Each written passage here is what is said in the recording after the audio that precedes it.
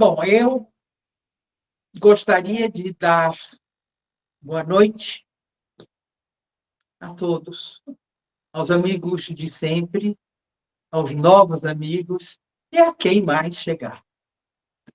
Hoje nós vamos falar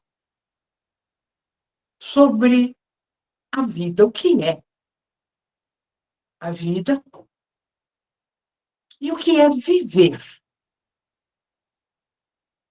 Bom, o que é a vida e o que é viver? Seguramente já foi um questionamento que a gente já fez alguma vez no decorrer da nossa existência, ou não. Quem não fez esse tipo de pergunta, talvez comece a se fazer agora.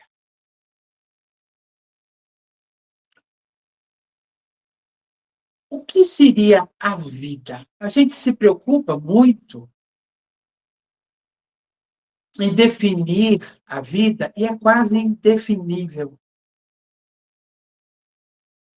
Por que eu digo quase? Porque você pode, de acordo com o que você pensa, com a sua filosofia de vida, com os seus padrões de crença, você pode ter definições do que seja a vida. Definições múltiplas. Você pode acreditar numa pré-vida, você pode acreditar num estado latente, onde infinitas possibilidades apenas aguardam a hora da manifestação. Você pode acreditar em múltiplas vidas. Enfim, a vida, podemos dizer que para cada um de nós se apresenta com uma cara e se expressa de maneiras diferentes. Aí nos cabe perguntar: e o que é viver? Qual o sentido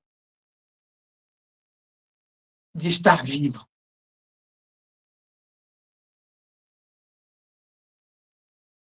Será que a vida é nascer, ser cuidado por nossa mãe, nosso pai, por alguém? Aí você atravessa etapas, né? Você entra numa adolescência, você atinge a sua maturidade, você tem um declínio ou não, de acordo com o tipo de vida que você escolheu levar e com o tipo de condicionamento que você escolheu como pautar a sua vida, aí você tem um declínio e morre. E será que viver é tudo isso e depois estudar, ter uma profissão, exercer essa profissão, procurar exercê-la com excelência, se colocar como servidor da vida ou como alguém que se locupleta apenas da vida? Bom, são escolhas. Encontrar um companheiro, uma companheira, ter ou não filhos, ganhar ou não prosperidade com a sua profissão e morrer. O que é que vai fazer com que nós tenhamos a curiosidade de ir fundo nas respostas do que venha a ser viver e qual o sentido de estar vivo? Muitas pessoas escolhem uma rotina medíocre, pobre, desinteressante, tediosa, e começam a dizer: a vida é assim mesmo. Ela não sabe nem como é, então ela prefere definições imprecisas, das quais ela não participa. São as pessoas que escolhem ser espectadores da vida, como dizia o Chico Buarque, né? A Carolina, que via a vida pela janela, e a vida passou e ela não viu. Uma das coisas que dificultam a nossa apreciação da vida é o condicionamento que nós temos em relação ao tempo.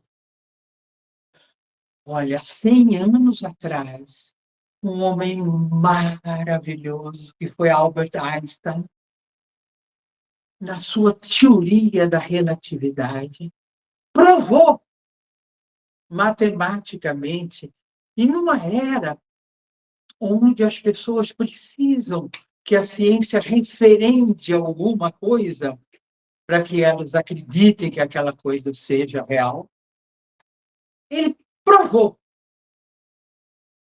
que só nós, na terceira dimensão, temos tempo. Nas outras dimensões, tempo não existe. Mais ainda, ele provou que o tempo se manifesta no espaço e que o espaço é curvo, e provou a relatividade do tempo.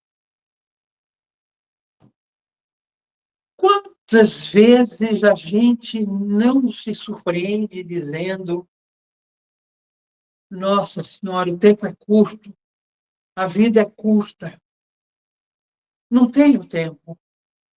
O tempo urge. Eu não te procuro porque eu não tenho tido tempo. Não é verdade. Eu não te procuro porque você não é prioridade para mim. Mas o que é que eu digo para você? É que eu não tenho tempo.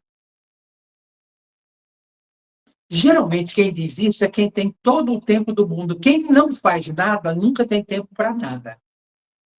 Quem faz muita coisa, sempre tem uma opção de escolha de como passar o seu tempo. Einstein provou isso, né? Mas muito antes disso, as tradições de sabedoria já lidavam com o tempo. Por exemplo, os Yorubá chamam Iroko o deus do tempo. É uma árvore maravilhosa, é a gameleira branca. A gameleira branca, Iroko, o deus do tempo, é aquele espectador. Ele não interage com a vida, ele é um espectador da vida para as tradições africanas, basicamente dos Yorubá.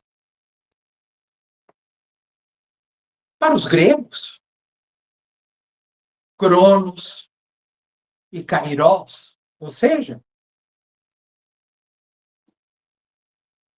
Cronos, Saturno, o senhor do tempo, aquele que devorava os seus filhos, porque ele teve um sonho onde se dizia que ele seria morto por um dos filhos. Né? E ele lança o seu manto azul no corpo de Gaia, a Mãe Terra. Ela, inseminada por ele, tem seus filhos e ele os devora, porque ele não quer ser morto. Até que ela resolve salvar os seus filhos. E aí, os titãs Zeus, Hades e Poseidon. Mas isso é uma outra história.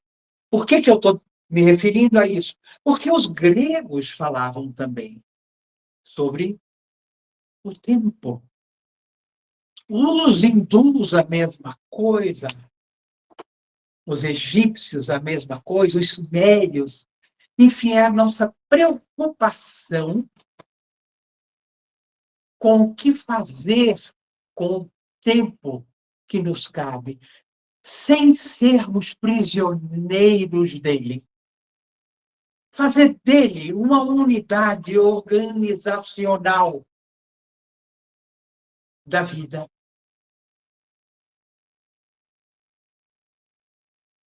Einstein vem, como eu disse, há 100 anos atrás, e diz: olha, só que na terceira dimensão você tem tempo cronológico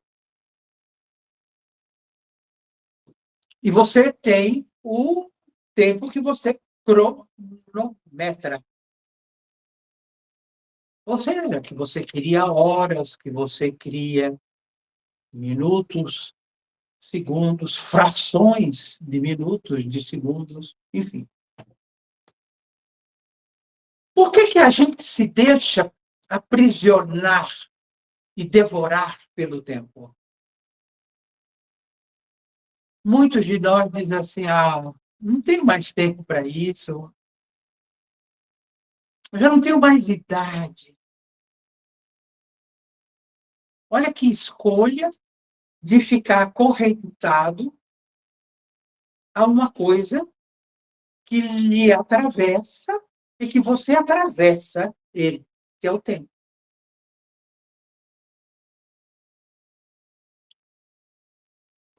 Pensando nisso, você não pode deixar de pensar nas suas escolhas de vida. No que você baseia as suas escolhas?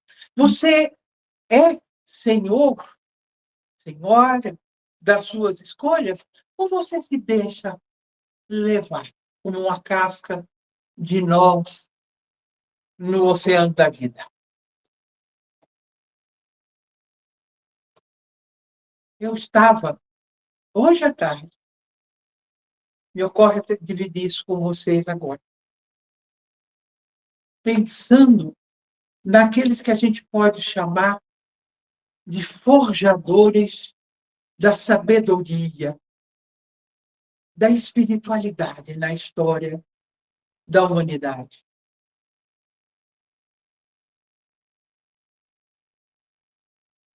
E me ocorreu Moisés,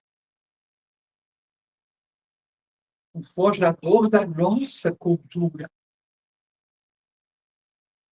um legislador da cultura ocidental. E o aprendizado dele em relação a si mesmo, ao tempo, ao que fazer com o poder e as suas escolhas. Eu não sei se vocês conhecem bem a vida dele, e, entre outras coisas, além de ser um legislador, ele foi o criador do alfabeto, 22 letras, os 22 arcanos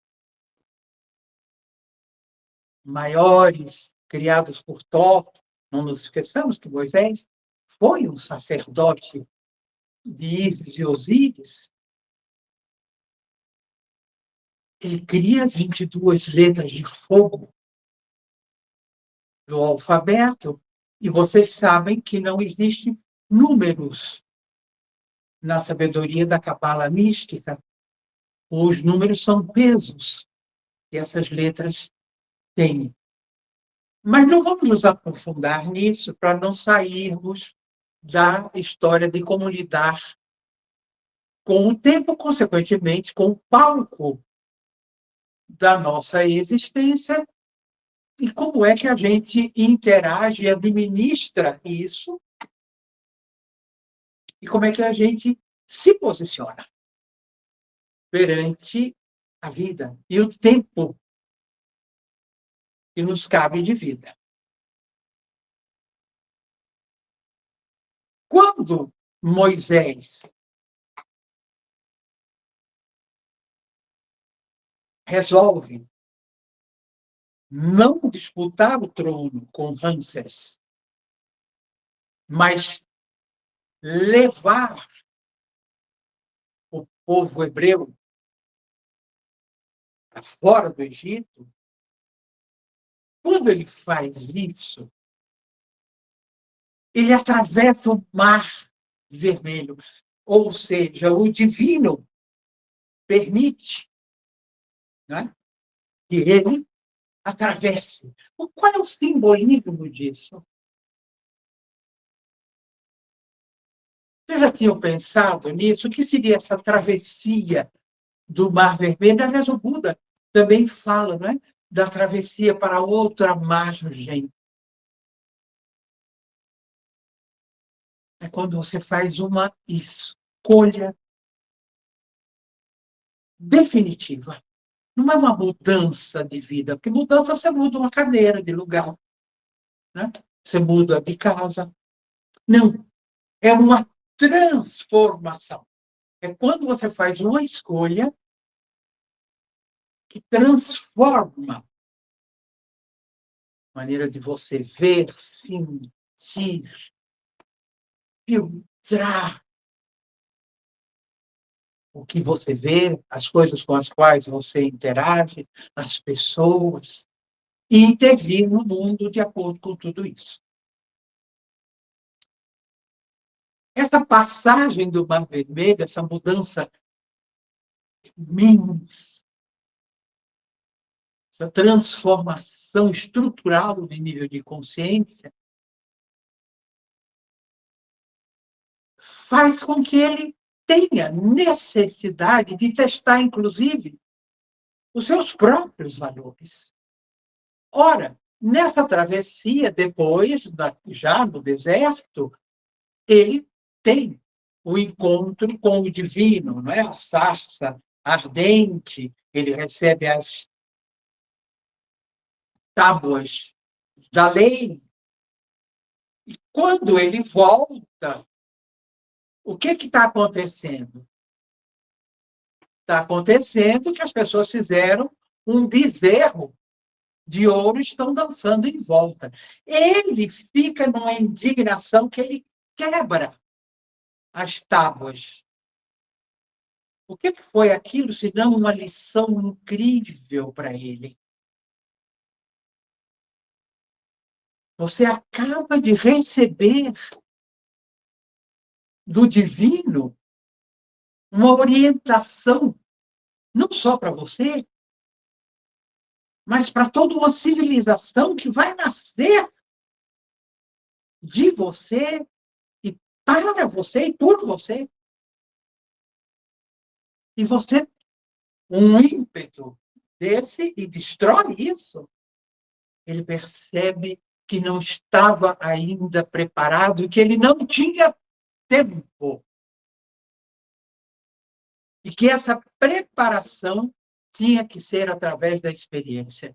Então, o divino tinha mostrado para ele a grandeza que era ele saber que ele não era aquele corpo, que ele não era um possível herdeiro frustrado do trono do Egito, que ele era um condutor de um povo e que desse povo nasceriam nações.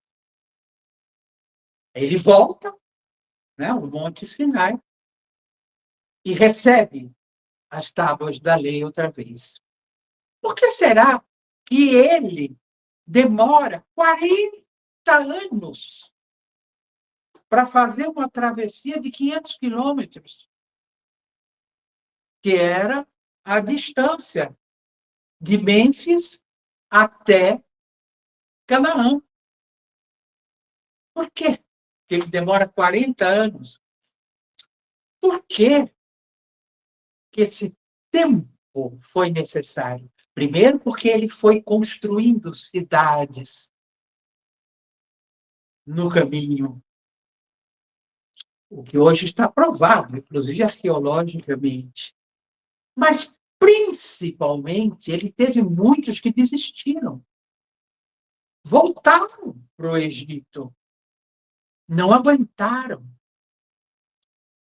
E nesses 40 anos, ele queria uma transformação estrutural de valores, de pilares de sustentação que aquelas pessoas tinham do que seria o seu caráter, o seu destino, do que fazer com o seu tempo. Durante esse trajeto, tinha muita gente que tinha levado muito ouro, muita prata, muitos objetos. Aquilo foi pesando, você já imaginou? E arrastando aquilo, muita gente levou muitos animais. A coisa foi ficando difícil de carregar. Aí eles foram percebendo o quanto eram presos a coisas supérfluas. E como era fundamental que houvesse uma mudança de propósito, de compreensão do que era a vida e do que fazer com ela. Eu acho que esse é um desafio humano, porque a vida é inesperada, é imprevisível, e isso nos faz sentir frágeis, nos dá insegurança, e insegurança gera violência. Nós estamos vivendo um momento onde nós estamos pisando em areia movediça.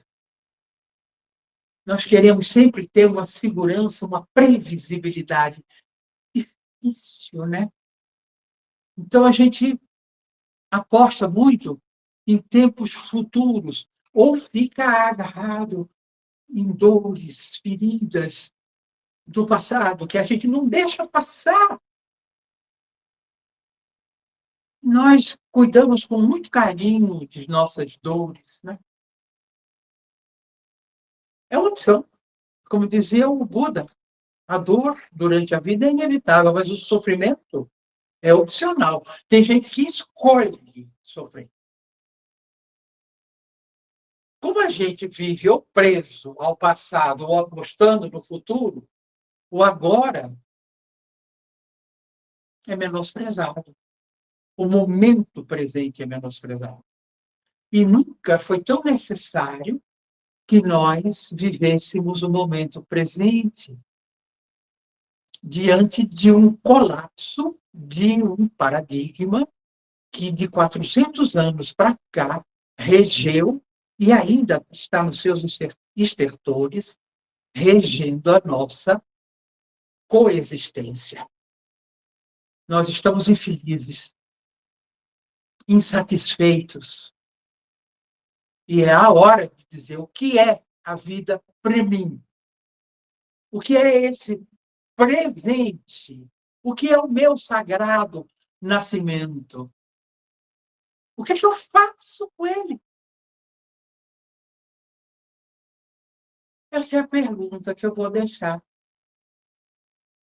no ar.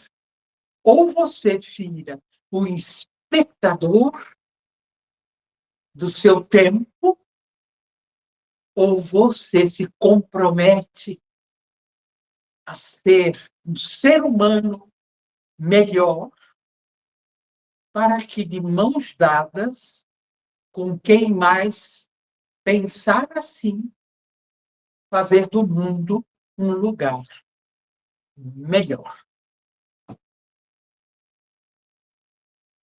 Vamos pensar nisso?